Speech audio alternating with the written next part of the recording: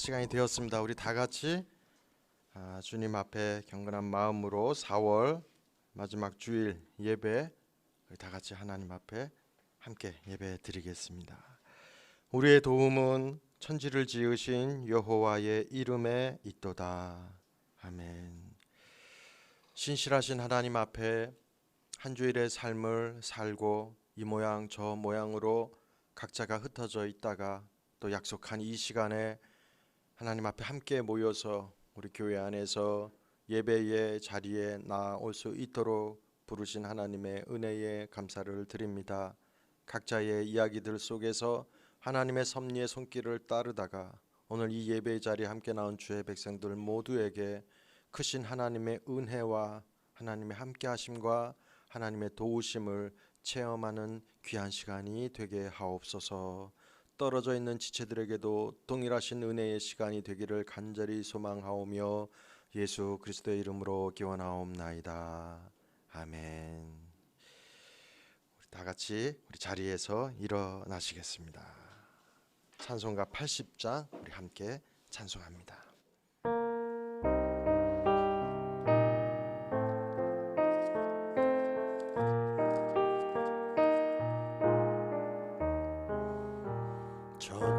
천지에 있는 이름 중 귀하고 높은 이름 주 나시기 전 지으신 구주의 이름 예수.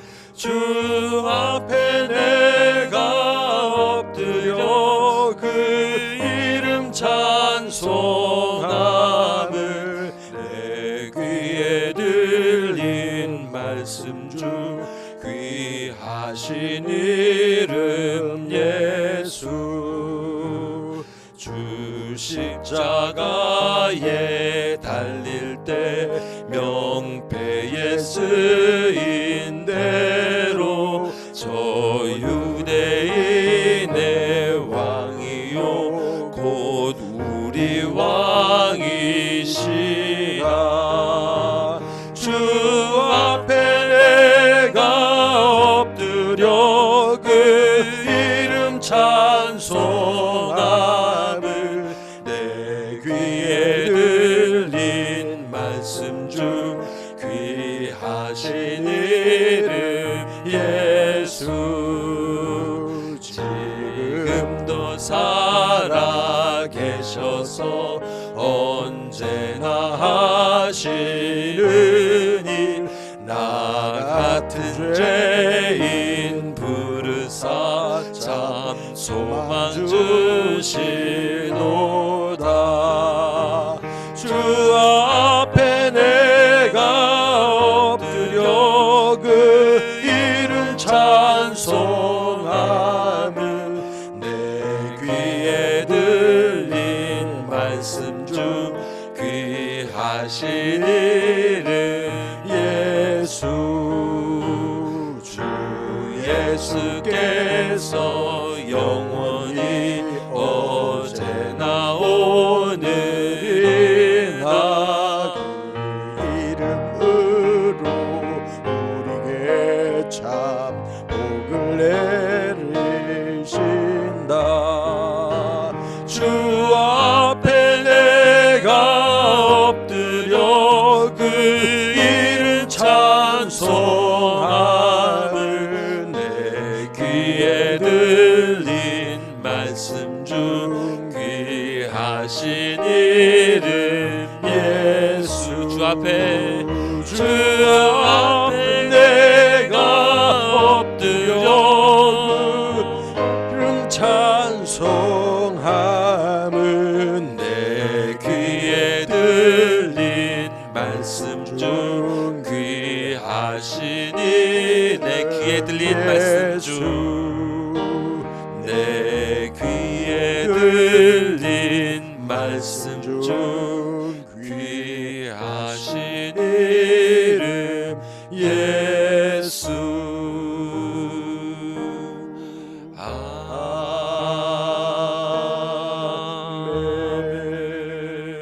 아멘. 다 같이 같이 앉으셔서 주님께 우리의 심령을 진심되게 고백하시겠습니다.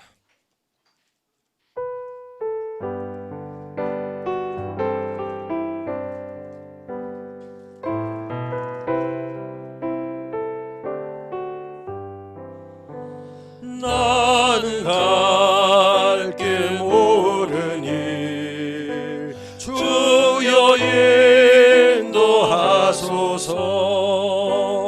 어찌 가야 좋을지 나를 인도하소서.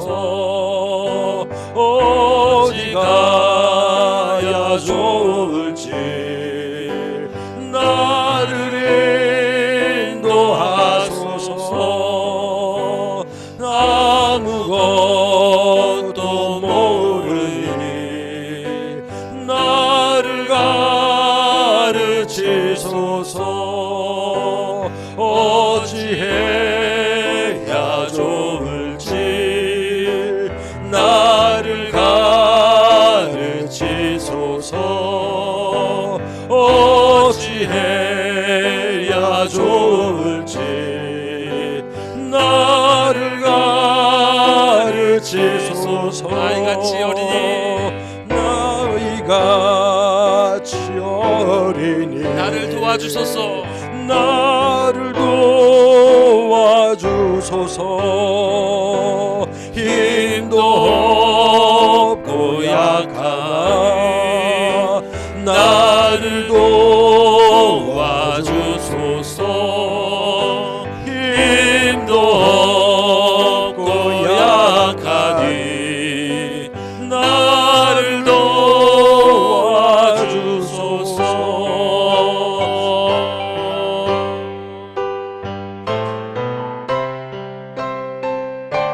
마음심이 슬프니 마음심이 슬프니 나를 위로하소서. 의지 없이 다니니 나를 위로하소서. 의지 없이 다니니 나를 위로하소서. 마음심이 슬프니 마음심이 슬프니 나를 위로하소서. 의지 없이 다니니 나를 위로하소서. 의지 없이 다니니 나를 위로하소서. 의지 없이 다니니 의지 없이 다니니 나를 위로하소서. 의지 없이 다니니 나를 위로하소서. 의지 없이 다니니 나를 위로하소서.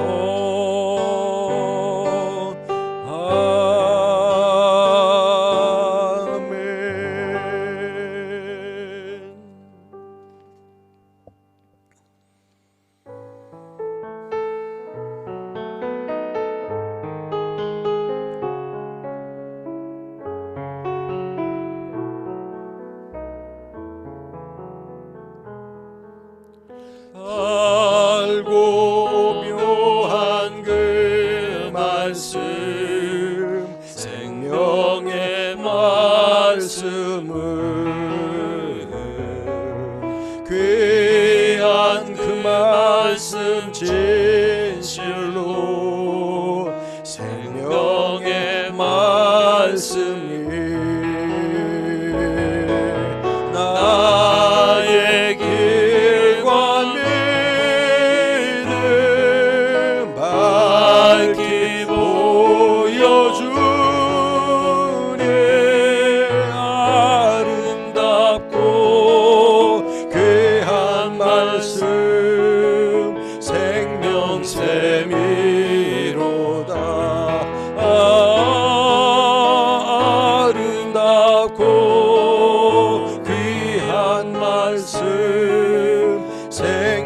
생명샘이로다.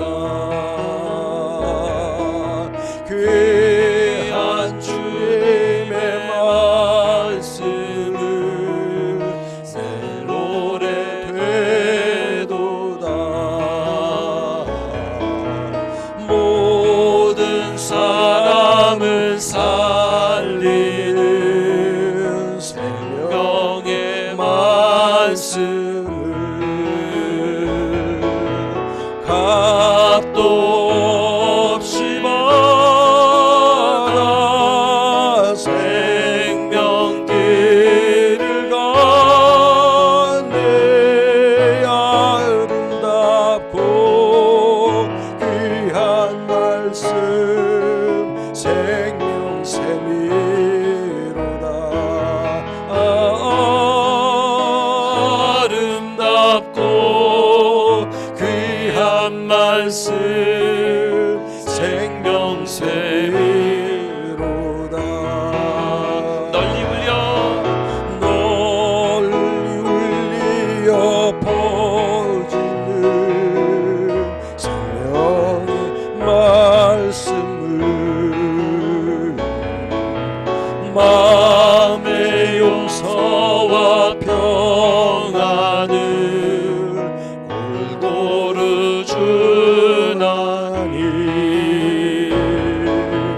다만 예수 말씀 듣고 복을 받네. 아름답고 귀한 말씀 생명샘이로다.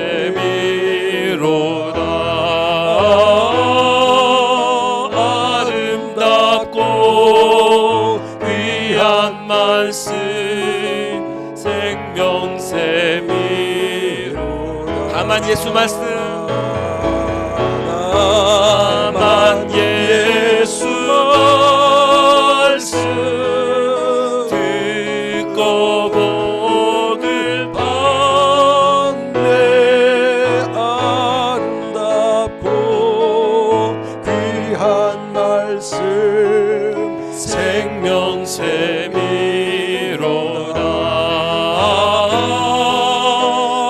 아름답고 귀한 말씀 생명샘이로다.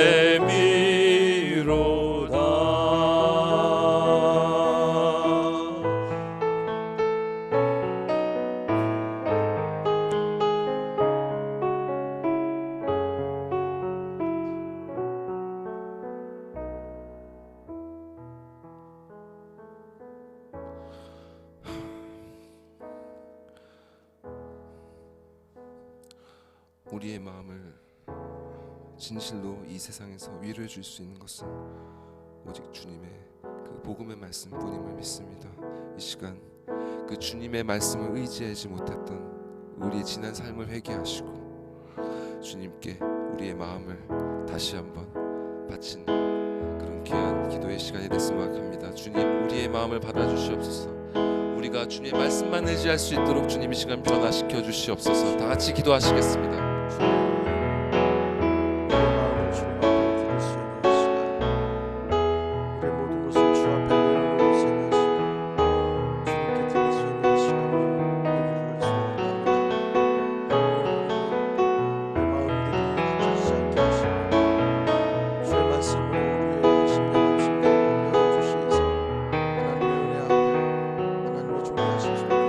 하나님의 역사하심 앞에 온전히 기도하는 시간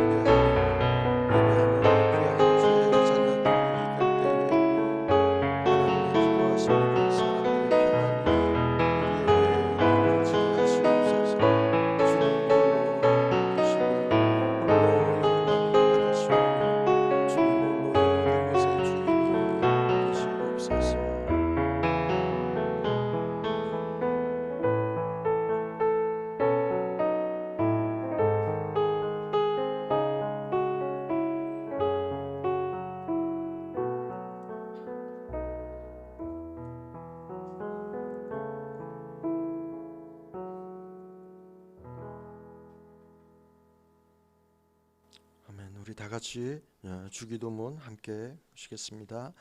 하늘에 계신 우리 아버지여, 이름이 거룩히 여김을 받으시오며 나라가 임하시오며 뜻이 하늘에서 이루어진 것 같이 땅에서도 이루어지이다.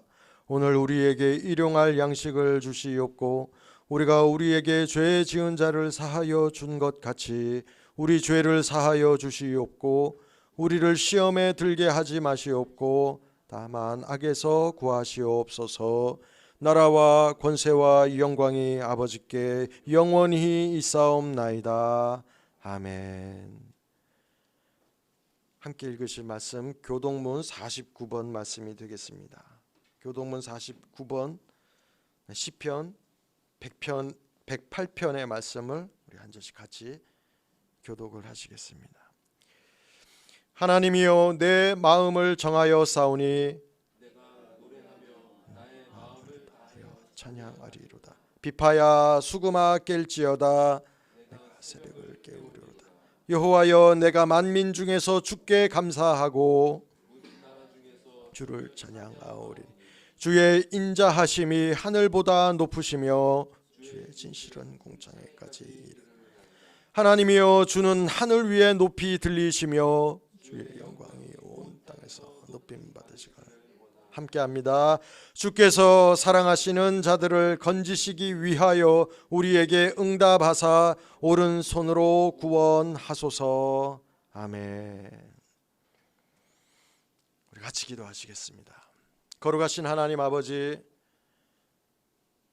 지나간 한 시간 한 시간, 한 날 한 날, 한 해 한 해가 모두 하나님의 인도하심 속에, 하나님의 계획하심 속에 주의 자녀들을 인도하시고 도우시고 함께 하신 시간들이었음을 고백할 수 있게 하시니 감사를 드립니다. 어느덧 4월의 마지막 주일 예배로 모이게 하시고 주 앞에 경배할 수 있게 하신 하나님, 시간이 쏜살같이 빠른 것들을 바라보면서 도우시는 하나님의 손길, 함께 하시는 하나님의 손길이 오늘 이 모임과 이 예배 가운데 우리 안에 충만히 임하기를 간절히 소망하고 소원합니다.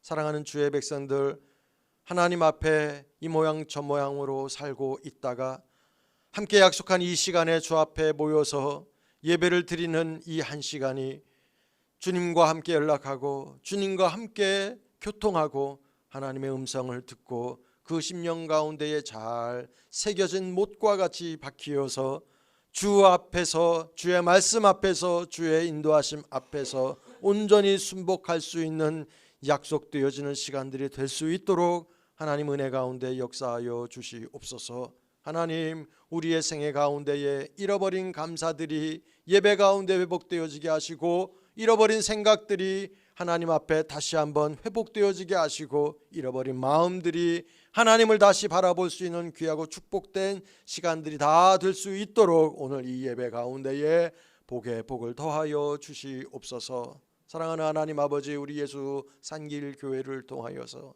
하나님의 약속과 하나님의 뜻들이 이루어지는 그 거룩하신 영광들을 우리 세대 가운데에 혹은 우리가 없는 세대일지라도 하나님의 약속이 이루어지시는 영광이 있기를 소원하고 소망하나이다. 특별히 병환 중에 계신 우리 담임 목사님을 기억하시고 이기성 목사님의 신원을 강하게 하시사 하나님의 뜻과 하나님의 은혜가 있음을 기억하게 하시고 이 모든 일들을 하나님께서 이루어 가시는 과정들을 지켜보면서 하나님의 뜻을 기억하게 하시고 그 마음을 잃어버리지 않게 하시사 그의 신원을 강하게 하시고 함께하는 모든 일들이 주의 평강을 누릴 수 있는 귀한 시간들이 되게 하시옵소서. 바라옵기는 회복의 손길을 더하여 주시사 신속히 일어나게 하시고 그 남은 영광을 하나님께 모두 드릴 수 있는 복의 복을 더하여 주시옵소서. 어린아이들이 환절기가 되매 감기 때문에 고생들을 합니다. 어린아이들의 생명을, 그 호흡기를, 그 질환들을 주님 잡아주시사 그의 부모들의 기도를 기억하시고 하나님께서 함께 하시사 그 가정 가운데에 특별하신 하나님의 뜻들이 어린 생명들 가운데에 이루어질 수 있도록 은혜 위에 은혜를 주님 더하여 주시옵소서. 사랑하는 성도들 가운데에 한국에 가 있는 성도들이 있고 흩어져 있는 성도들이 있습니다. 이들이 모두 다 흩어져 있을지언정 하나님의 약속된 말씀을 멀리하지 않게 하시고 예배자로서 하나님의 자녀로서 부끄러움 없는 시간들, 그 삶들을 영위할 수 있도록 떨어져 있어도 그 마음들이 하나 되는 역사들이 주의 흩어진 성도들 가운데 동일하게 있을 수 있도록 하나님 은혜 위에 은혜를 더하여 주시옵소서. 예수상길교회를 통하여서 하나님의 약속들이 이루어지는 놀라운 광경들이 우리의 소문들이 되게 하시고 영광들이 일어나게 하시고 하나님 앞에 부복된 충성들이 일어나는 귀한 교회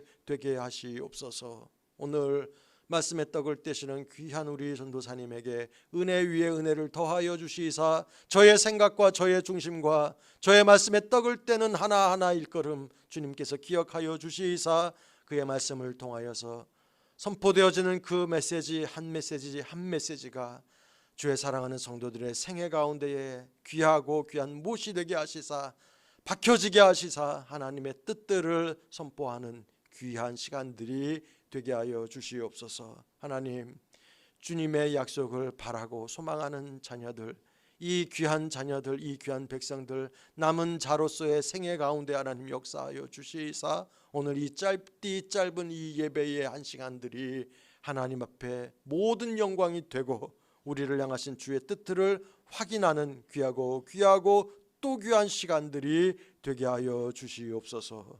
주 앞에 모든 영광을 돌려드리오며 우리 주 예수 그리스도의 이름 받들어 간절히 기도하옵나이다. 아멘.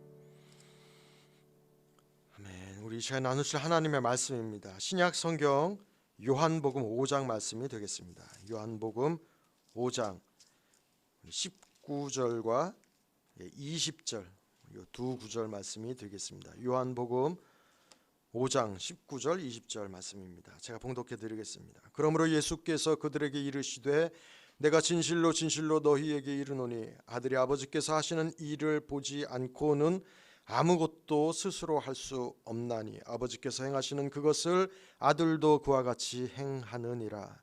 아버지께서 아들을 사랑하사 자기가 행하시는 것을 다 아들에게 보이시고 또 그보다 더 큰 일을 보이사 너희로 놀랍게 여기게 하시리라. 아멘. 어린이를 위한 기도의 시간입니다. 나오세요. 예수상길교회에서 우리 최고로 예쁜 친구입니다. 나오세요. 제가 잠깐 기도 속에 언급했는데 아이들이 지금 몸이 안 좋아요. 감기가 막 도는 것 같아요. 우리 대표로 우리 나와 있습니다. 아빠랑 같이 왔는데 오늘 사모님 말씀 잘 들으면서 동생들 또 오빠들이 못 받는 은혜와 복을 우리 다 받았으면 좋겠어요. 잠깐 같이 기도할게요. 귀한 시간입니다. 이 어린 생명이 하나님의 말씀을 듣게 될 때에 우리는 소홀히 여길 수 있는 시간일지언정 그 말씀이 귀하고 복되기에 이 아이의 평생의 메시지가 될 수도 있음을 기억하게 하시고 하나님 지켜주시사 듣고 그 말씀이 잘 박힌 바 되어서 하나님을 바라볼 수 있는 귀한 어린 아이일지라도 주께서 사랑하시는 복을 누릴 수 있는 이 귀한 시간들이 되게 하시옵소서. 이 아이에게 말씀의 떡을 떼시고 그 던져주시는 사모님의 입술과 심령을 강하게 하시사 하나님의 복을 더하여 주시옵소서. 지금 이 시간에 가정에 있는 우리 어린 생명들을 하나님 기억하시고 주여 저 어린 아이들에게도 그 부모에게도 동일한 은혜의 복을 더하여 주시옵소서. 예수님의 이름으로 기도하옵나이다. 아멘.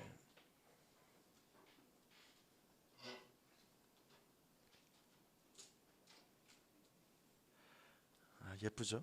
되게 예뻐요. 우리 문집사님의 아이들 볼 때마다 저희 아이들 키웠을 때가 너무 기억이 막 나요. 귀하고 감사합니다. 제가 볼 때 아빠보다 훨씬 나은 것 같아요. 참 귀합니다. 얼마나 좋을까 싶어요. 딸하고 오늘 데이트하는 날입니다. 오늘 전도사님 말씀입니다. 이찬욱 전도사님 그리스도를 증거하는 하나님의 말씀이라는 제목으로 오늘 설교 말씀 전해주실 때에 여러분 귀한 은혜의 시간이 될 수 있기를 바랍니다.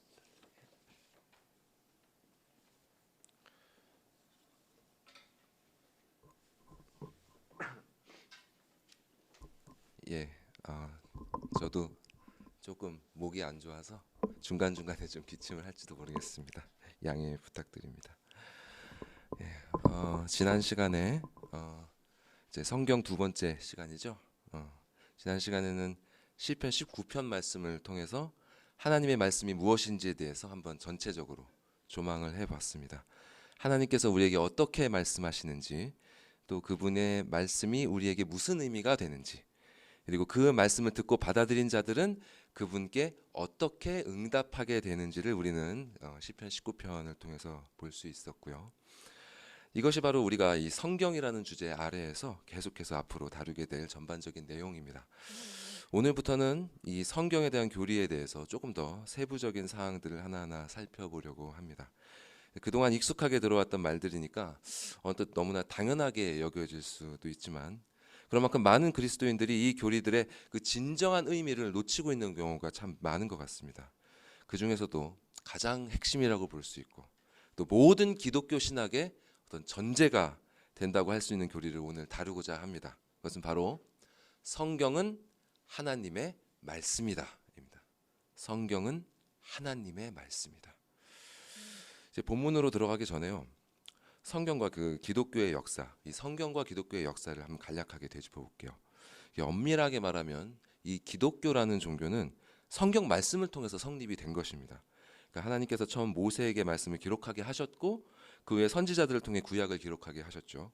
그리고 예수님이 오신 후에는 그분의 제자들을 통해서 신약이 기록되게 하셨고, 이 구약과 신약의 말씀을 통해 곳곳에 교회가 성립되게 하셨고, 또 온갖 핍박 속에서도 이 말씀을 붙들고 교회가 생존하게 하셨습니다.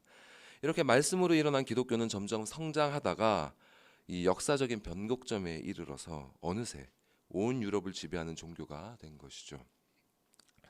그러나 지금 기독교는 더 이상 그런 위상이 아닙니다. 중세에 로마 카톨릭이 부패하고 르네상스를 지나 계몽주의가 온 유럽을 휩쓸면서 사람들은 더 이상 교회의 말을 듣지 않기 시작했습니다.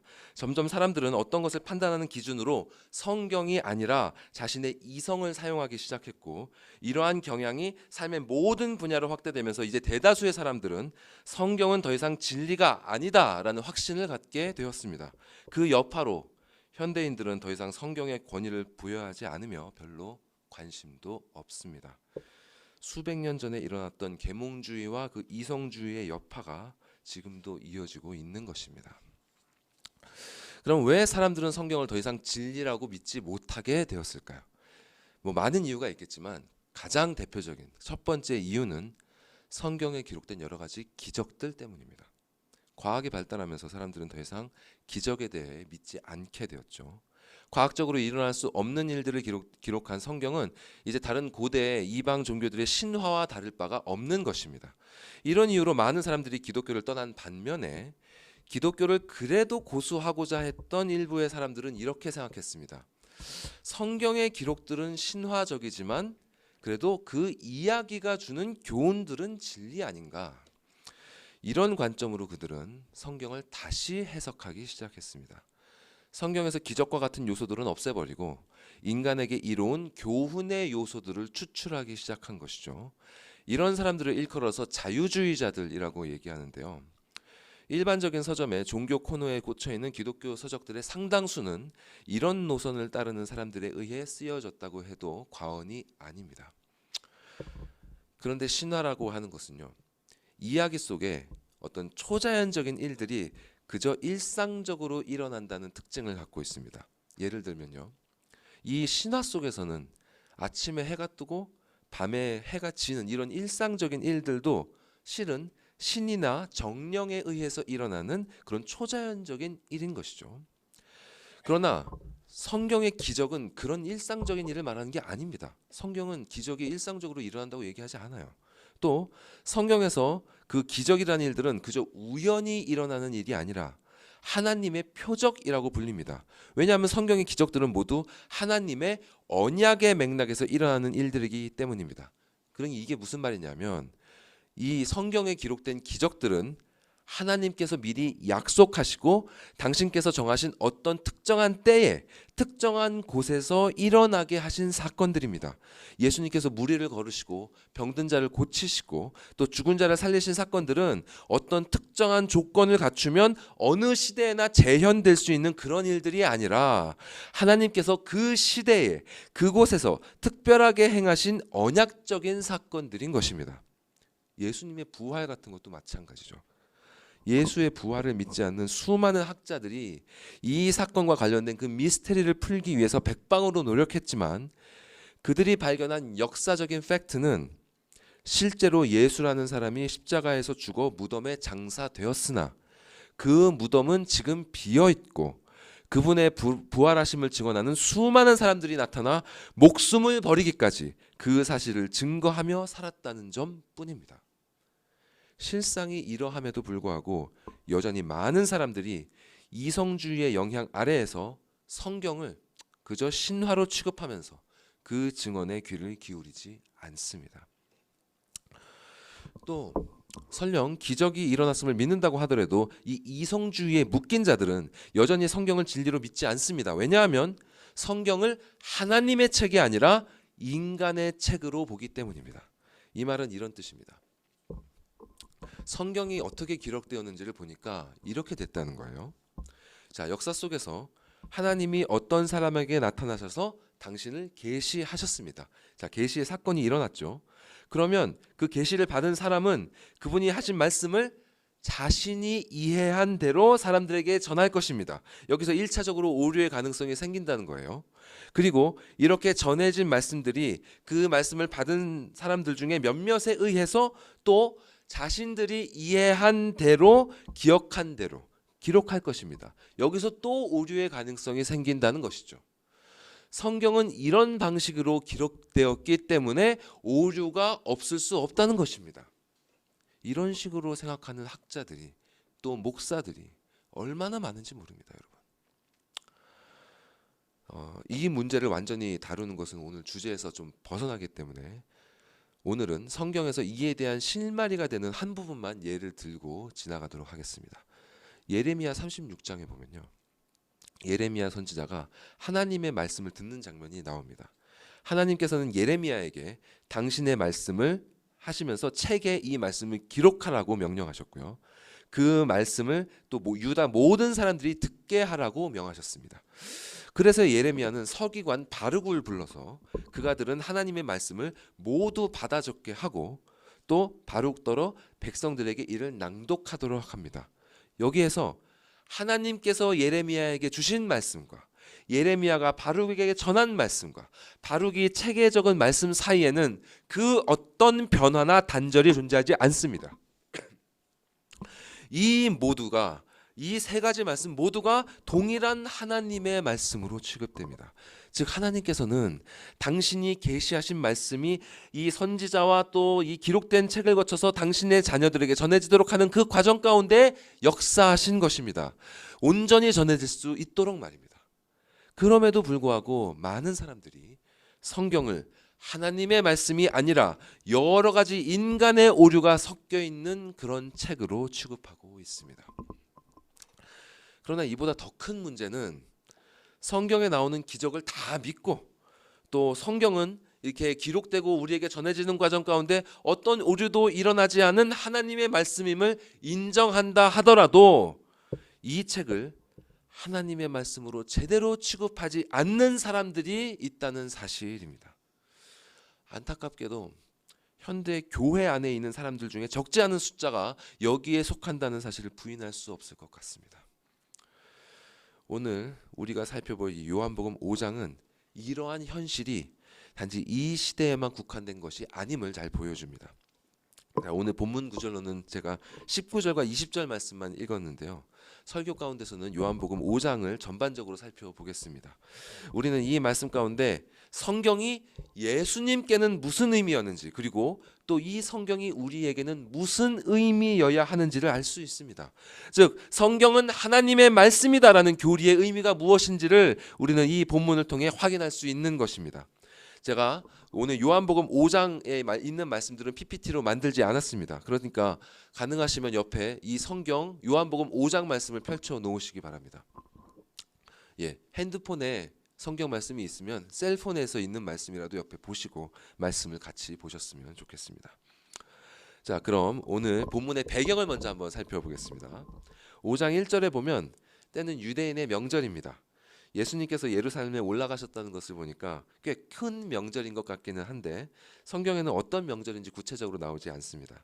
어쨌든 그때 예수께서 성전 곁에 있는 베데스다라고 하는 못에 가셨다가 그곳에 있던 어떤 병자를 고쳐주시는데요. 그 병자는 자그마치 38년간 병으로 고통을 받던 자였습니다. 그 자에게 예수께서 8절에 보시면 일어나 네 자리를 들고 걸어가라 말씀하시자 바로 병이 낫게 되었습니다. 그런데 문제는 그날이 안식일이었다는 점이죠. 이미 많이들 아시겠습니다만 유대인들은 안식일에는 아무 일도 하지 말라는 말씀을 자기들 식대로 해석해서 후대에 여러 가지 세부 규정들을 덧붙였습니다. 예를 들어 드리면 이 농사를 짓는 것 같은 그런 일들은 당연히 안 되고요. 바느질 같은 그런 작은 일도 해서는 안 됩니다. 또 바느질을 하기 위해서 실 두 개를 이렇게 묶어놔도 안 되고 이미 묶여 있는 실을 또 풀러도 안 되고 그렇습니다. 그 외에도 여러 가지 소소한 규정들이 있어요. 그리고 본문에 나온 것처럼 어떤 물건을 다른 곳으로 옮기는 일, 여기서 병자가 자기가 누웠던 그 자리를 매트를 들고 옮기지 않습니까? 이런 일도 당연히 해서는 안 되는 일이었습니다. 유대인들에게는.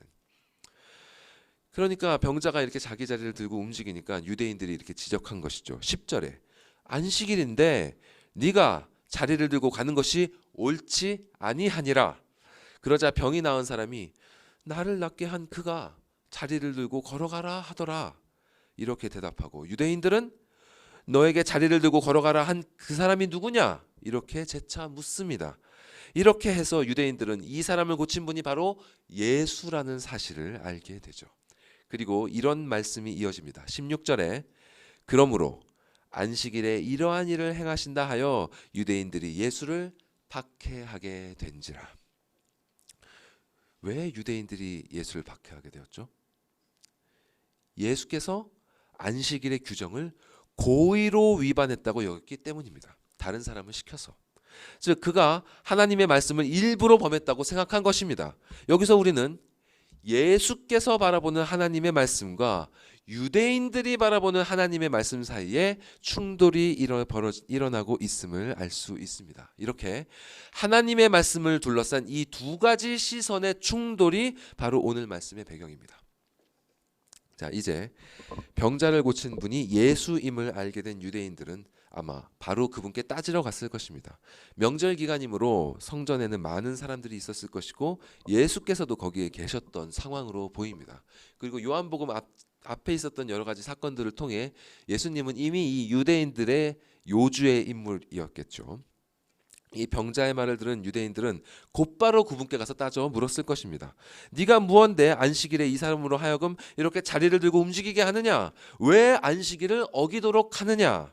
그러자 17절 말씀이 이에 대한 예수님의 대답인 것 같습니다. 17절에 내 아버지께서 이제까지 일하시니 나도 일한다.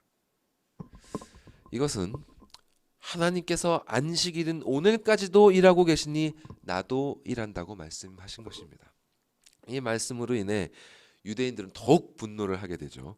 이 상황을 사도 요한은 이렇게 설명합니다. 18절에 유대인들이 이로 말미암아 더욱 예수를 죽이고자 하니 이는 안식일을 범할 뿐만 아니라 하나님을 자기의 친아버지라 하여 자기를 하나님과 동등으로 삼으심이로라. 사도 요한은 예수께서 하나님을 자신과 동등으로 삼으셨다고 합니다. 이 복음서를 시작하면서 이미 사도 요한은 예수님에 대해 이렇게 표현한 바가 있죠. 슬라이드를 한번 보여주시죠. 자, 같이 한번 이 두 말씀 읽어볼까요? 시작. 태초에 말씀이 계시니라. 이 말씀이 하나님과 함께 계셨으니 이 말씀은 곧 하나님이시니라. 말씀이 육신이 되어 우리 가운데 거하심에 우리가 그의 영광을 보니 아버지의 독생자의 영광이요 은혜와 진리가 충만하더라. 자, 이분은 하나님의 독생자이신데 그분은 또한 하나님의 말씀 그 자체이십니다. 그러니까 예수님의 입장에서 하나님의 말씀은 무엇이죠? 예수님의 입장에서 하나님의 말씀은 바로 자기 자신입니다. 그러니까 안식일에는 아무 일도 하지 말라는 그 말씀도 바로 예수 그리스도께 속해 있다는 말입니다. 이렇게 당신 자체가 바로 그 말씀이기 때문에 예수님은 마태복음에서 인자는 안식일의 주인이니라 라고 말씀하실 수 있었던 것입니다. 그러므로 안식일의 진정한 의미를 풀어주실 수 있는 분은 바로 그분인 것이죠. 자, 안식일 얘기가 나왔으니까 잠시 이 말씀에 대해서 살펴볼게요. 안식일에 일하지 말라는 말씀은 무슨 뜻일까? 자, 10계명 우리 말씀 들었었죠. 10계명 중에 제 4계명은 안식일을 구별하여 거룩히 지키라입니다. 이 계명은 하나님을 하나님으로 인정한다는 너희의 그 신앙을 안식일을 거룩히 지키는 그 행위를 통해 나타내라는 말씀입니다. 오롯이 자기 자신만을 의지하는 자는 안식일마저도 아등바등 일을 하려고 하겠지만 하나님을 신뢰하는 자는 그분께서 천지를 창조하시고 그날을 쉬신 것처럼 그분을 따라 안식일에 그 안식을 취하는 것입니다. 그것이 바로 하나님께 영광을 돌리는 일인 동시에 사람에게도 좋은 일인 것이죠. 그래서 예수께서는 안식일이 사람을 위하여 있는 것이요 사람이 안식일을 위하여 있는 것이 아니니라고 말씀하신 것입니다. 이런 의미에서 우리는 왜 안식일에 병을 고치거나 자비를 베푸는 일을 하는 것을 예수님께서 합당하게 여기셨는지를 알 수 있습니다. 왜냐하면 그런 일들은 자기 자신이 영광을 취하는 일이 아니라 내 이웃을 내 몸과 같이 사랑하라는 가장 큰 계명에 순종하면서 그분께 영광을 돌리는 일이기 때문입니다. 그런데 유대인들은 안식일 계명을 잘 지킨답시고 온갖 이상한 세부 규정들을 만들어 놓고는 그것을 지키는 자들과 그렇지 못한 자들 사이에 차등이 생기도록 했습니다. 이 규정들을 지키는 자들은 하나님의 말씀에 순종하는 의로운 자들이요 지키지 못하는 자들은 불의한 자들이 됩니다. 이런 식으로 이들은 결국 하나님의 말씀을 사람의 영광을 드러내는 도구로 사용한 것입니다. 이러니 하나님의 말씀 그 자체이신 예수께서 이러한 유대인들의 전통을 절대로 인정하실 수 없었던 것입니다. 그런데 하나님의 말씀 자체이신 분께서 이렇게 말을 이어가십니다. 자, 여러분 19절 말씀 같이 한번 읽어볼까요? 시작. 내가 진실로 진실로 너희에게 이르노니 아들이 아버지께서 하시는 일을 보지 않고는 아무것도 스스로 할 수 없나니 아버지께서 행하시는 그것을 아들도 그와 같이 행하느니라. 아버지의 말씀 자체이신 분이 말하시길 아버지께서 하시는 일을 보지 않고는 아무것도 스스로 할 수 없다고 하십니다. 이렇게 아버지께서 하시는 일을 보아야만 무엇을 할 수 있다고 하심은 하나님의 계시에 전적으로 의존하신다는 말씀입니다. 놀랍지 않습니까? 그리고 본문 말씀은 이렇게 이어집니다. 20절에 아버지께서 아들을 사랑하사 자기가 행하시는 것을 다 아들에게 보이시고 또 그보다 더 큰 일을 보이사 너희로 놀랍게 여기게 하시리라. 성부 하나님께서 성자 하나님께 당신이 하시는 일을 보여주시는 것은 그분을 사랑하시기 때문입니다. 그리고 아버지께서는 38년 된 병자를 고치신 일과 같은 그런 일들보다도 더 큰 일을 그리스도께 보여주시고 그 일들을 행하도록 하셔서 우리들을 놀라게 하실 것입니다. 이렇게 성부 하나님께서는 당신의 사랑으로 그리스도께 당신이 하시는 일을 친히 보여주셨고 그리스도께서는 그 계시에 전적으로 의존하심으로 이 땅에서의 삶을 살아가셨습니다. 그런데 여러분, 그리스도 예수 자체가 바로 우리를 위한 하나님의 계시 아닙니까? 그분이 바로 말씀 그 자체이신데 그런 그분이 계시에 의존하신다는 것은 무슨 뜻입니까? 이는 사람이 되신 그 성자 하나님께서 우리에게 친히 우리가 해야 할 바 본을 보여주고 계신 것입니다. 즉 하나님의 자녀가 무엇을 하기 위해서는 전적으로 아버지의 계시에 의존해야 한다는 뜻입니다. 아버지께서 하시는 일을 보지 않고는 우리도 그리스도처럼 아무것도 할 수 없다는 말입니다. 다시 말해, 만일 우리가 아버지께서 하시는 일을 보지 않고 무엇을 행한다면 그것은 하나님의 자녀가 할 일이 아니란 말입니다. 그러면 우리에게 아버지께서 하시는 일을 보여주는 계시는 무엇입니까? 바로 이 성경입니다. 바로 이 성경 아닙니까? 이 성경이 아니고서는 우리는 아무것도 행할 수 없다는 것입니다. 이와 같이 하나님의 참된 자녀들은 전적으로 그분의 계시에 의존하며 살아가야 합니다. 예수께서 이렇게 사셨기 때문에 하나님 앞에서 우리를 위한 완전한 의로움을 성취하실 수 있었던 것 아닙니까? 여러분은 얼마나 하나님의 계시에 의존하며 살아가고 계십니까? 말씀 자체이신 예수님마저도 이 말씀이 아니면 아무것도 할 수 없다고 하실 정도로 의지하셨는데 여러분은 얼마나 이 말씀을 의지하며 살아가고 계십니까? 이를 가만히 생각해 보면 우리가 얼마나 교만하고 어리석게 살고 있는지를 인정하지 않을 수 없습니다.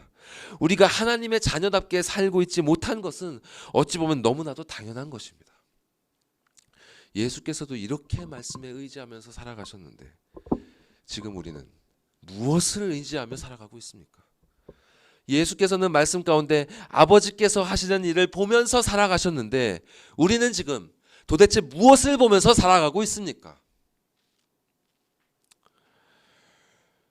예수께서는 말씀을 이어가시면서 아버지께서 당신에게 무엇을 보이셨는지를 가르쳐 주십니다. 21절에 아버지께서 죽은 자들을 일으켜 살리심 같이 아들도 자기가 원하는 자들을 살리느니라. 자, 아버지께서 죽은 자들을 살리신 일들 어디서 보여질까요? 구약 성경에서 나오죠. 엘리야를 통해 과부의 죽은 아들이 살아났고 그의 후계자 엘리사를 통해 수넴 여인의 아이가 죽었다가 살아났습니다. 이사야 선지자는 천국의 도래와 함께 성도들이 부활할 것을 예언했고 에스겔 선지자는 골짜기에서 이스라엘이 여호와의 군대로 부활하는 환상을 보았습니다. 이렇게 구약 성경을 통해 아버지께서는 당신이 무슨 일을 하셨고 또 앞으로 무슨 일을 하실지를 알려주셨습니다. 자, 계속해서 말씀을 보십시다. 22절에 아버지께서 아무도 심판하지 아니하시고 심판을 다 아들에게 맡기셨으니, 자, 또 아버지께서 심판을 아들에게, 즉 메시아에게 맡기신다는 건 역시 구약 성경의 여러 곳에서 나옵니다. 예를 들어서 시편 110편 말씀 한번 보여주시죠. 자, 110편 말씀 한번 같이 읽어볼까요? 시작. 주의 오른쪽에 계신 주께서 그의 노하시는 날에 왕들을 쳐서 깨뜨리실 것이라. 문나라를 심판하여 시체로 가득하게 하시고 여러 나라의 머리를 쳐서 깨뜨리시며 길가의 시냇물을 마심으로 그의 머리를 드시리로다. 주의 오른쪽에 계신, 주의 우편에 앉으신 분, 바로 예수 그리스도께서 문나라를 심판하실 것입니다. 이렇게 하나님께서는 성경을 통해서 당신이 하실 일들을 예수께 보이셨습니다. 그리고 이렇게 아버지께서 보이시는 일을 따라 예수께서는 당신의 일들을 행하신 것입니다. 자, 이제 예수께서는 그 일들을 따라 당신이 무슨 일을 하실지를 알려주십니다. 자, 24절과 25절 말씀, 본문 요한복음 25장 24절에서 25절 말씀을 먼저 함께 읽어보겠습니다. 자, 시작. 내가 진실로 진실로 너희에게 이르노니 내 말을 듣고 또 나 보내신 이를 믿는 자는 영생을 얻었고 심판에 이르지 아니하나니 사망에서 생명으로 옮겼느니라. 진실로 진실로 너희에게 이르노니 죽은 자들이 하나님의 아들의 음성을 들을 때가 오나니 곧 이때라. 듣는 자는 살아나리라. 자, 조금 더 건너뛰어서 28절하고 29절 말씀도 함께 읽어보겠습니다. 시작. 이를 놀랍게 여기지 말라. 무덤 속에 있는 자가 다 그의 음성을 들을 때가 오나니 선한 일을 행한 자는 생명의 부활로 악한 일을 행한 자는 심판의 부활로 나오리라. 그리스도께서는 지금 복음을 선포하고 계십니다. 당신의 말씀을 듣고 아버지 하나님을 믿는 자는 영생을 이미 얻은 것이고 마지막 날에 심판에 이르지 않을 것입니다.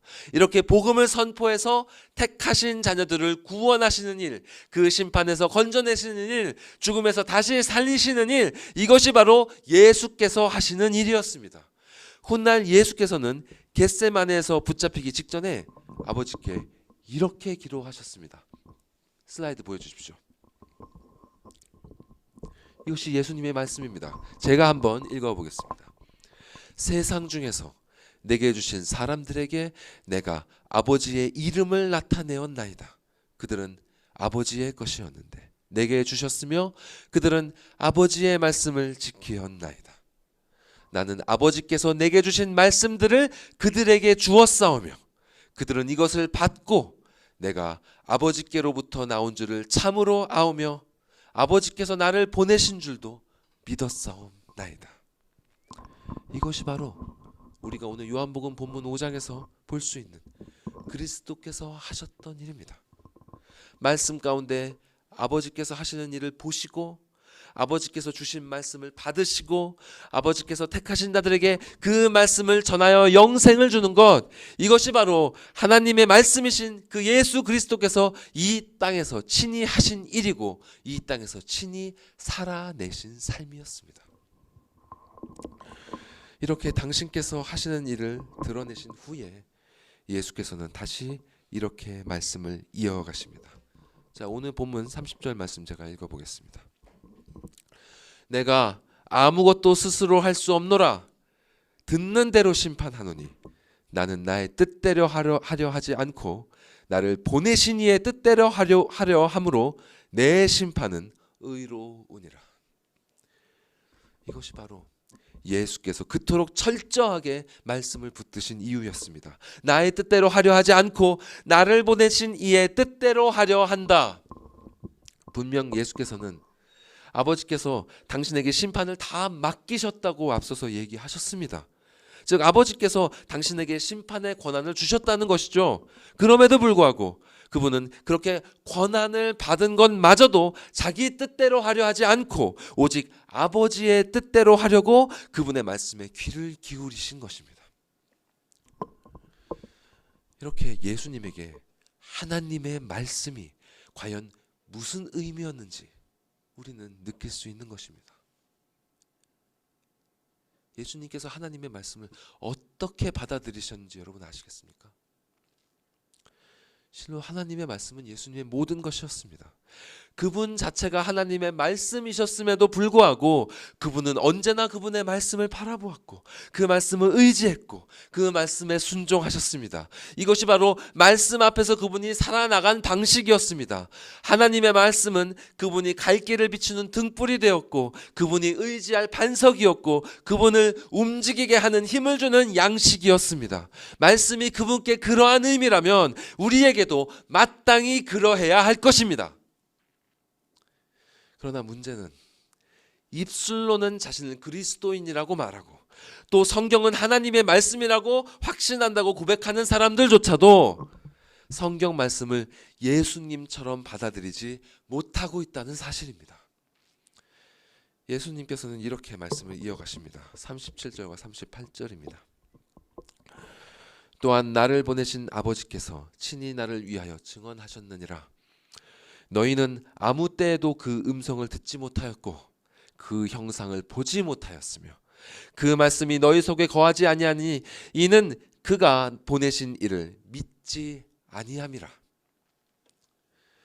아버지께서 기록된 말씀을 통해 메시아를 예언하셨고 또 이렇게 예수 그리스도를 보내셔서 예언된 메시아가 바로 그분임을 친히 증언하셨음에도 불구하고 유대인들은 그리스도의 음성도 듣지 못했고 그분의 형상도 보지 못했다고 합니다. 분명 바로 그들 앞에서 그분이 살아 움직이고 계시고 이렇게 친히 모든 것을 가르치고 계심에도 불구하고 그들은 도무지 깨닫지 못한 것입니다. 도대체 왜 이런 일이 일어난 것입니까? 왜? 바로 그 말씀이 그들 속에 거하지 않기 때문입니다. 그 말씀이 너희 속에 거하지 아니하니, 하나님의 말씀이 그 안에 거한 자는요, 예수를 알아보았습니다. 심지어 예수께서 아주 어린 아기였을 때조차도 하나님의 말씀을 품고 있던 자들은 그분을 알아보았습니다. 또 바리새인들처럼 말씀을 깊이 배우지 못한 평범한 사람들이라 할지라도 하나님의 말씀을 마음속에 간직하며 살아가던 자들은 그분이 하신 일들을 보고 또 그분이 하시는 말씀을 듣자 그분이 누구이신지를 알아보았습니다. 그러나 그 말씀이 속에 거하지 않는 자들은 아무리 말씀을 연구하고 그 말씀을 읽었다 할지라도 그분을 알아보지 못했고, 그랬기 때문에 그분이 살아 움직이는 것을 눈앞에서 보고 있는다고 할지라도 그분을 믿을 수 없었던 것입니다. 여러분, 유대인들이 어떤 사람들입니까? 우리 현대인들처럼 성경 읽기를 게을리하는 사람들입니까? 그렇지 않죠. 그들은 모세 오경을 달달 외울 정도로 성경을 공부한 사람입니다.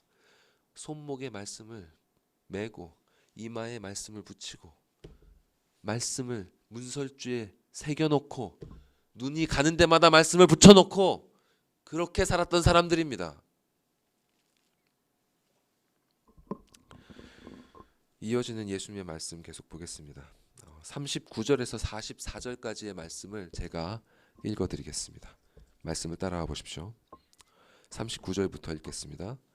너희가 성경에서 영생을 얻는 줄로 생각하고 성경을 연구하거니와 이 성경이 곧 내게 대하여 증언하는 것이니라. 그러나 너희가 영생을 얻기 위하여 내게 오기를 원하지 아니하는도다.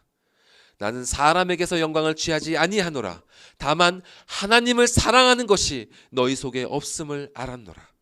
나는 내 아버지의 이름으로 왔음에 너희가 영접하지 아니하나 만일 다른 사람이 자기 이름으로 오면 영접하리라. 너희가 서로 영광을 취하고 유일하신 하나님께로부터 오는 영광은 구하지 아니하니 어찌 나를 믿을 수 있느냐. 그들은 성경에서 영생을 얻는다는 것을 알고 성경을 연구했으나 정작 성경에서 영생을 위한 선물로 증언하는 그리스도는 알아보지 못했고 그분께 오기를 원하지도 않았습니다. 그렇게 성경을 읽고 연구했음에도 불구하고 유대인들은 왜 이렇게 됐습니까? 이는 그들이 하나님을 사랑하지 않고 자기 자신을 사랑했으며 하나님께로부터 오는 영광을 구하지 않고 서로의 영광, 즉 사람으로부터 오는 영광을 얻기를 구했기 때문입니다. 이것이 바로 죄로 타락한 인간의 본성입니다. 하나님보다 스스로를 더 의지하며 하나님께서 주시는 영광이 아니라 인간이 주는 영광을 구하며 사는 자는 성경이 하나님의 말씀인 것을 인정하며 이를 열심히 연구한다 하더라도 그 안에서 그리스도를 발견하기는커녕 스스로 읽고 싶은 것이나 읽고 있는 것입니다. 안식일을 거룩히 지키라는 그 명령 가운데에서 사람에게 안식을 허락하시고 일을 하는 것이 아니라 안식을 하는 중에도 그분께 영광을 돌릴 수 있도록 하신 그 하나님의 사랑을 발견하지 못하고 약한 사람들을 옥죄고 자기 자신을 드높이려는 그 조잡스러운 규칙들이나 만들어낼 생각을 하고 있는 것입니다. 이들은 스스로 모세를 따른다고 생각했으나 전혀 그를 따르는 자들이 아니었습니다. 45에서 47절 마지막 9절까지 말씀을 보겠습니다. 같이 한번 읽어볼까요? 45절부터 마지막 47절까지의 말씀입니다. 시작. 내가 너희를 아버지께 고발할까 생각하지 말라. 너희를 고발하는 이가 여기 있으니 곧 너희가 바라는 자 모세니라. 모세를 믿었더라면 또 나를 믿었으리니 이는 그가 내게 대하여 기록하였음이니라. 그러나 그의 글도 믿지 아니하거든 어찌 내 말을 믿겠느냐. 예수께서는 모세가 당신에 대해 기록했다고 말씀하셨습니다. 이 모세뿐만 아니라 실로 구약의 모든 말씀은 그분에 대한 기록이라고 해도 과언이 아닙니다. 그리고 이는 그리스도께서 승천하신 후에 기록된 신약도 마찬가지죠. 이렇게 모든 성경은 하나님의 말씀 그 자체이신 성자 하나님, 즉 예수 그리스도를 증거하고 있습니다. 진실로 거듭난 사람은 하나님의 말씀 가운데서 그분을 만납니다.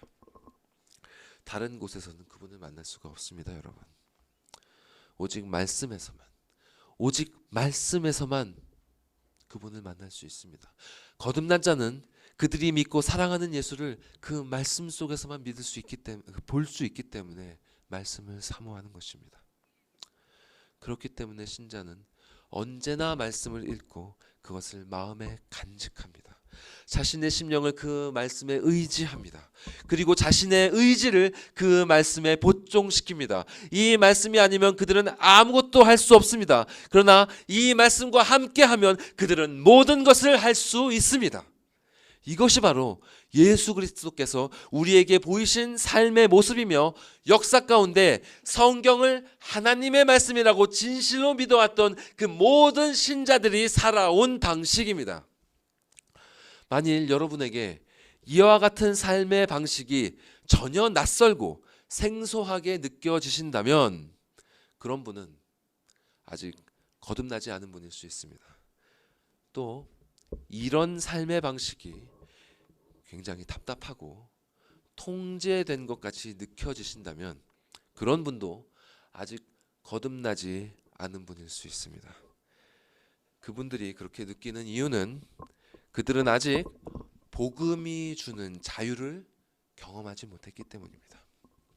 그 자유를 경험한 자는 이 말씀 안에서 누리는 자유가 무엇인지 압니다. 예수께서는 이렇게 말씀하셨습니다. 진리를 알지니 진리가 너희를 자유케 하리라. 물고기가 물속에서 참으로 자유롭듯이 참된 그리스도인은 말씀 안에서 참으로 자유롭습니다. 물고기가 참된 삶을 경험하려면 물속으로 들어와야 하듯이 사람의 영혼이 새롭게 거듭난 생명 가운데 살려면 말씀 안으로 들어와야 합니다.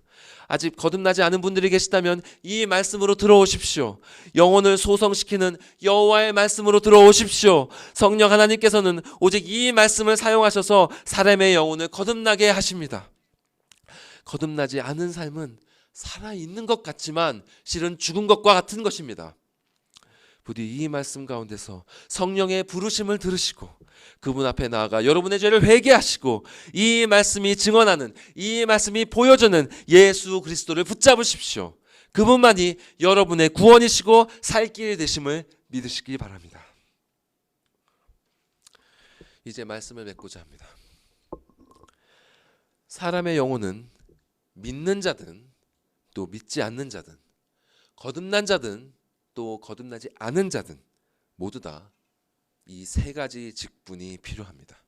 이 세 가지 직분의 일들의 공급 또 도움을 받으면서 살아야 합니다. 그것이 무엇이냐? 소요리 문답을 보신 분들은 아시겠죠. 선지자와 제사장과 왕이 필요합니다. 모든 사람의 영혼이 필요합니다. 선지자와 제사장과 왕. 여기서 선지자가 필요하다는 말은 먼저 자기 자신에 대해서, 그리고 또 삶의 의미와 나아가야 할 바에 대한 계시가 필요하다는 말입니다. 즉 자신의 출발점과 또 끝, 목표점, 그리고 그 방향성을 알아야 된다는 것이죠. 사람은요, 이것이 분명하지 않으면 불안해서 살 수가 없습니다. 그래서 어느 시대를 막론하고 젊은이들이 자신의 정체성과 삶의 의미를 고민하는 것이고요. 또 예나 지금이나 나이가 적으나 많으나 사람들은 미래를 점치는 자를 따라다니는 것입니다. 여러분은 여러분의 출발점과 목표점과 방향성을 어디에서 찾고 계십니까? 포스트 모더니즘이 지배하는 이 시대는요, 이런 문제에 있어서 어떤 정답이 있는 것이 아니라 각자 자기 나름대로 생각하고 규정하면 되는 것이라는 사조가 지배하고 있습니다. 극단적인 예지만요, 내가 동양인 남성으로 태어났다고 하더라도 스스로 나의 생물학적인 정체성을 흑인 여성이라고 생각하면 나는 흑인 여성인 것입니다. 요즘은 그런 것을 용인하는 시대입니다. 내 마음대로 나 자신을 규정하고 내 마음대로 내 목표를 나의 정체성과 내가 나아갈 바를 정하고 내 마음대로 나아가면 되는 겁니다. 하지만 거듭난 신자는 이런 문제를 자기 마음대로 규정하지 않습니다. 그들은 나 자신이라는 존재 자체가 나 자신으로부터 비롯된 것이 아님을 알기 때문에 자기 자신을 만드신 분의 말씀 속에서 출발점과 목표점과 방향성을 찾습니다. 자기 자신은 누구이며 지금 내가 살고 있는 이 인생의 의미는 무엇이고 그러면 이제 어떤 방향으로 살아가야 하는지를 성경 가운데서 찾아 나간단 말입니다.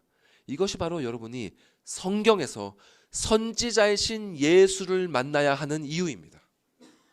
말씀 속에서 그분을 만나시고 인생의 문제들에 대한 답을 그분께 얻으십시오. 두 번째로 사람의 영혼은 제사장이 필요합니다. 제사장이 필요하다는 의미는 죄로 말미암은 양심의 고통과 또 더불어 사람이 경험하는 온갖 마음의 괴로움들을 해결해야 한다는 뜻입니다. 이 문제가 해결되지 않으면 사람은 숨은 쉬고 있으나 죽은 것과 같은 그런 상태가 되어버리고 맙니다. 그래서 사람들은 이런 마음의 괴로움들을 잊기 위해서 이곳저곳을 헤매이죠. 여기저기다가 제사장들을 만들어 놓고 거기를 자기 필요할 때마다 방문하면서 삽니다.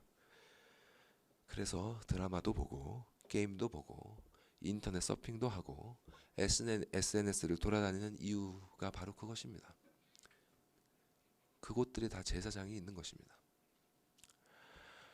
여러분은 여러분의 마음을 위로하기 위해 주로 무엇을 하십니까? 여러분의 건전한 취미 생활에 죄책감을 주기 위해서 이런 말씀을 드리는 건 절대 아닙니다.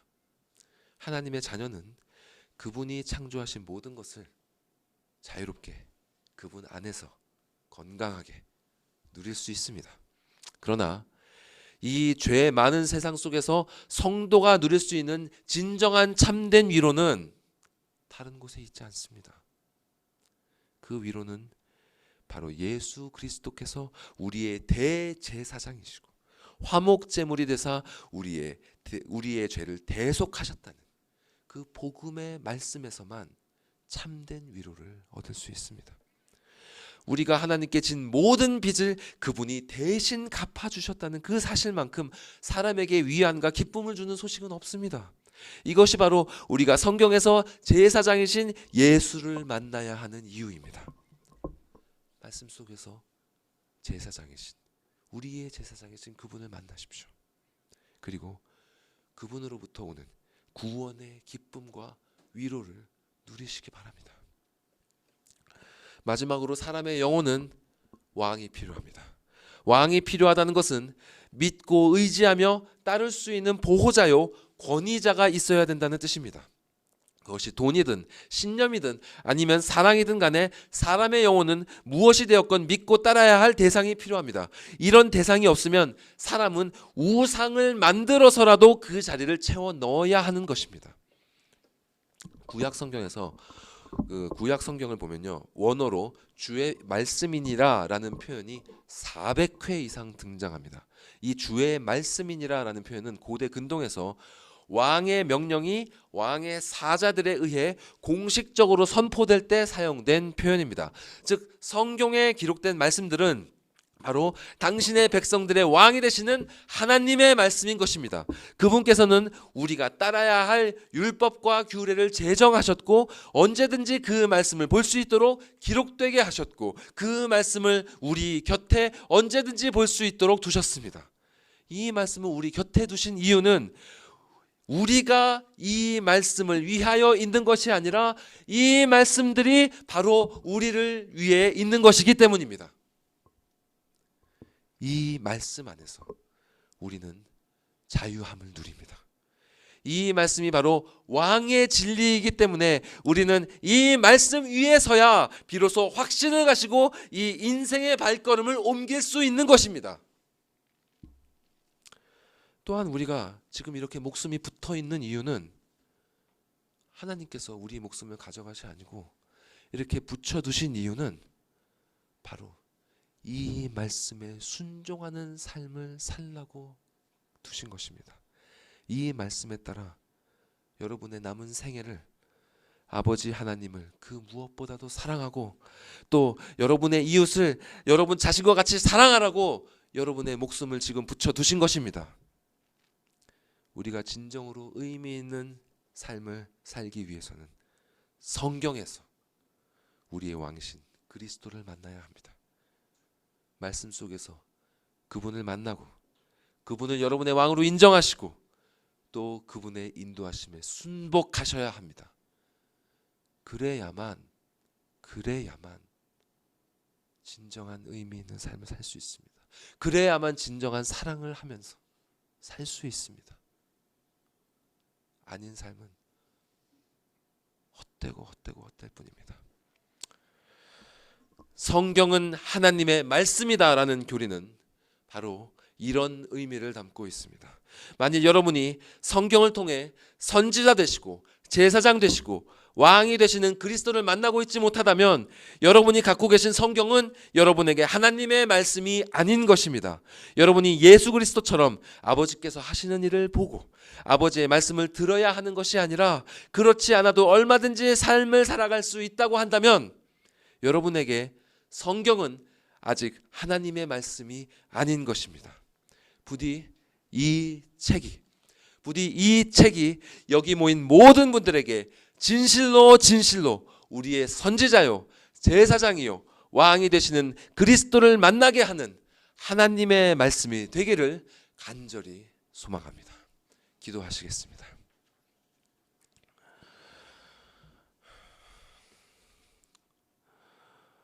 사랑과 은혜가 충만하사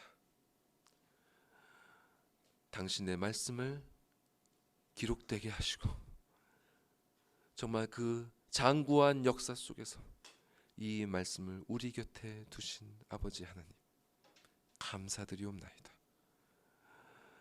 그리고 예수 그리스도를 올려 보내시고 성령을 우리 가운데 보내사 우리에게 새로운 생명을 주셔서 우리의 눈을 뜨게 하셔서 우리의 귀를 열게 하셔서 이 말씀을 보고 들을 수 있도록 해주시니 감사드립니다.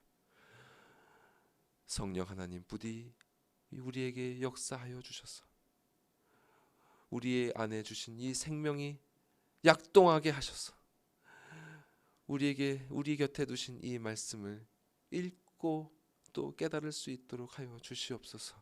그 유대인들처럼 먼 눈으로 이 말씀을 보지 않게 하시고 인간의 욕심으로 이 말씀을 보지 않게 하시고 또 그 생명이 없어서 헛된 것들 가운데 우리의 출발점과 목표점과 방향점을 찾으며 헛된 삶을 살지 않게 하시고 예수 그리스도께서 그려 하셨던 것처럼 모든 것을 이 말씀 가운데 공급받으며 이 말씀 가운데서 참 자유를 누리며 이 말씀을 통해 모든 것을 할 수 있는 힘을 얻으며 그렇게 자유롭고 기쁨으로 사랑으로 주께서 주신 이 귀하고 복된 선물 같은 삶을 살아갈 수 있도록 인도하여 주시옵소서.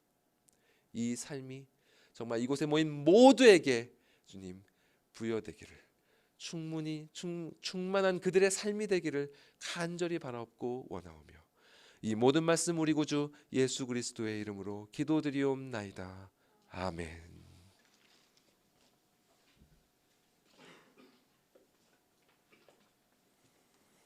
네, 귀한 말씀 감사드립니다. 우리 다 같이 사도신경으로 우리의 신앙을 함께 고백하도록 하겠습니다. 전능하사 천지를 만드신 하나님 아버지를 내가 믿사오며 그 외아들 우리 주 예수 그리스도를 믿사오니 이는 성령으로 잉태하사 동정녀 마리아에게 나시고 본디오 빌라도에게 고난을 받으사 십자가에 못 박혀 죽으시고 장사한 지 사흘 만에 죽은 자 가운데서 다시 살아나시며 하늘에 오르사 전능하신 하나님 우편에 앉아 계시다가 저리로서 산자와 죽은 자를 심판하러 오시리라. 성령을 믿사오며 거룩한 공회와 성도가 서로 교통하는 것과 죄를 사하여 주시는 것과 몸이 다시 사는 것과 영원히 사는 것을 믿사옵나이다. 아멘. 찬송가 201장 우리 함께 찬송하시면서 봉헌하시겠습니다.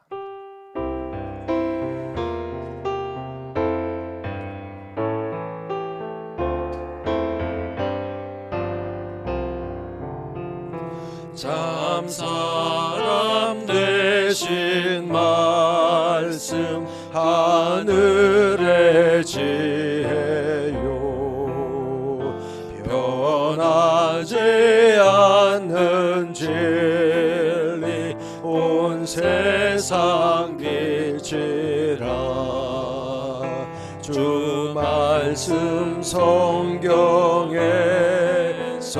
찬란히 빛나고 내게 등불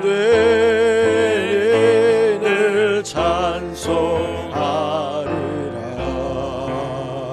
주께서 세운 교회 이 말씀 받아서 그 귀한 빛을 비춰 온 세상 밝힌다. 귀중한 성경 말씀 근보다 귀하고 주님의 귀한 모습 잘 드러내도다. 이 말씀 빛발처럼 그높이 날리니 어두운 바다 위에 들대와 같도다. 이 고해 같은 세상 평생 지낼 그 말씀 나의 길에 등불이 되도다. 주님의 몸된 교회 빛나는 등 되어 이 세상 만민 앞에 비추게 하소서. 저 방황하는 길속 이등 불 따라서 주 얼굴 볼 때까지 잘 가게 하소서.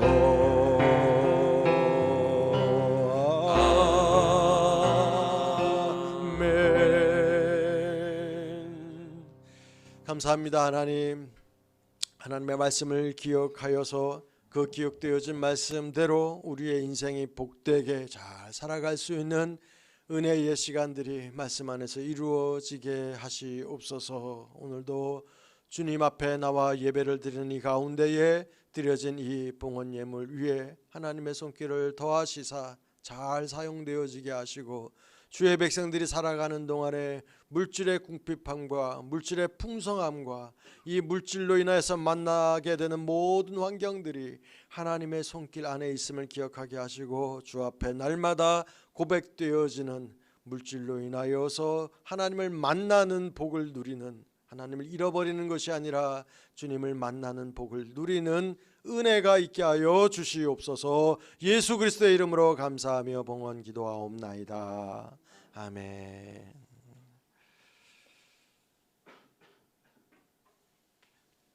예, 파송의 말씀 시간입니다. 오늘 우리 전사님 통해서 성경 말씀에 대해서 어떻게 대하고 어떻게 받아들이고 어떻게 준비해야 되는지에 대한 메시지를 여러분 잘 들으신 줄로 믿습니다.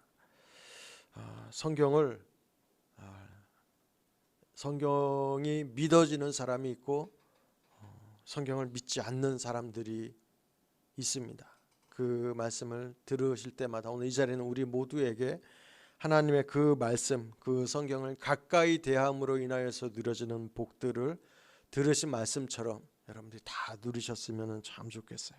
그래서 그것을 보고 듣고 깨닫고 해석이 되어질 때마다 성령님의 인도하심을 충만히 바라고 누릴 수 있는 여러분들 모두가 다 되실 수 있기를 바랍니다. 그렇게 바라는 마음으로 우리 모두에게 은혜의 시간이 될 수 있기를 바랍니다. 기도하시겠습니다. 걸어가신 하나님 아버지, 하나님께서 우리 한 사람 한 사람을 기억하시고 관계를 맺으시고 지금도 우리를 사랑하신다라는 그 진리 앞에 우리 한 사람 한 사람을 부르실 때에 우리의 언어로 우리가 이해되어질 수 있는 내용으로, 말씀으로, 말로, 글로 하나님 우리에게 다가와 주셔서 우리로 하여금 그 말씀을 읽고 듣고 깨닫게 하실 때마다 하나님이 어떠한 분이신지를 알고 누리게 하시는 줄로 믿습니다. 성령께서 조명하시고 비추어 주시고 가르쳐 주실 때마다 오늘 이 예배 가운데 엎드리고 기도하고 찬송하고 말씀을 들은 주의 백성들이 그 복을 누릴 수 있도록 은혜 위에 은혜를 더하여 주시옵소서. 이제는 우리 주 예수 그리스도의 은혜와 하나님 아버지 함께 하심과 성령님의 위로 감화 감동 충만 교통하심이 하나님의 말씀을 배고파하고 그리워하고 그 말씀을 사모하고 그 말씀 안에 거하기를 다짐하고 또 다짐하는 주의 백성들 머리 위에 그리고 그들이 살아가는 생애의 터전 위에 이제로부터 영원토록 영원까지 함께 있을지어다. 아멘.